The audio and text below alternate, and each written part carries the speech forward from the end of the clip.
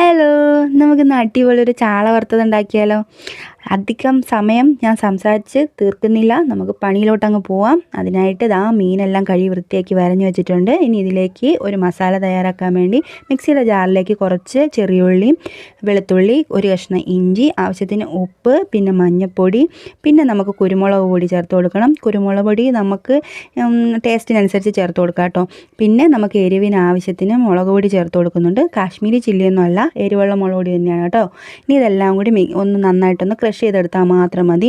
ഒരുപാട് പേസ്റ്റ് പോലെ അരച്ചെടുക്കേണ്ട, അതായത് ഇതുപോലെ ക്രഷ് ചെയ്തെടുത്താൽ മാത്രം മതി. ഇനി ഇത് മെയിലേക്ക് ഇട്ട് കൊടുത്ത് കുറച്ച് കറിവേപ്പിലയും കൂടി ഇട്ട് നന്നായിട്ട് തിരുമ്മി ഒരു 10 മിനിറ്റ് നമുക്ക് മാറ്റി വയ്ക്കാം. അതിനുശേഷം ഒരു പാൻ ചൂടാക്കി അതിലേക്ക് വെളിച്ചെണ്ണ ഒഴിച്ചു കൊടുത്ത് നമുക്ക് അതിലേക്ക് ഇതെല്ലാം കൂടി അങ്ങ് പിറക്കി വെച്ച് നിരത്തി വയ്ക്കാം.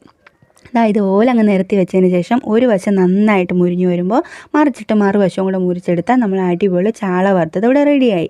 ചോറ് കഴിക്കാൻ വേറെ ഒന്നിൻ്റെ